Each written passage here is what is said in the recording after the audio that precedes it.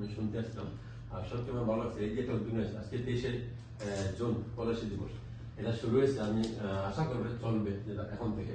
আপনাদেরকে ধন্যবাদ যারা সহযোগিতা আছে, এটা হয়েছে যাতে এটা কন্টিনিউ থাকে এবং আমার সমর্থক আমি ইনশাল্লাহ চেষ্টা করবো যদি হায়দ্রাবাদ আগামী প্রোগ্রাম শুরু জন্য যে কোনো শুরু হলে কিন্তু এটা কন্টিনিউ হয়, যেটা আমাদের বলি এটা তো একটা সাথে জড়িত।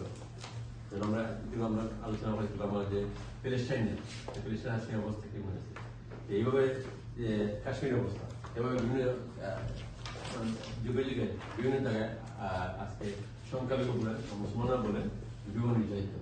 আর আজকে বলতে গেলে মুসলমানরা অনেক জায়গায় সংখ্যালঘু, কিন্তু আবার নিজের দেশে আবার সংখ্যালঘু অবস্থা আছে। তো আমি আশা করবো এই যে আন্দোলন শুরু হয়েছে চেতনা নিয়ে আমাদের পরবর্তী ভবিষ্যৎ এটাকে আরো উজ্জীবিত করবে, সামনের দিকে নিবে এবং আমার সবাইকে সমর্থন করে চালবো এগুলো আমি থ্যাংক ইউ।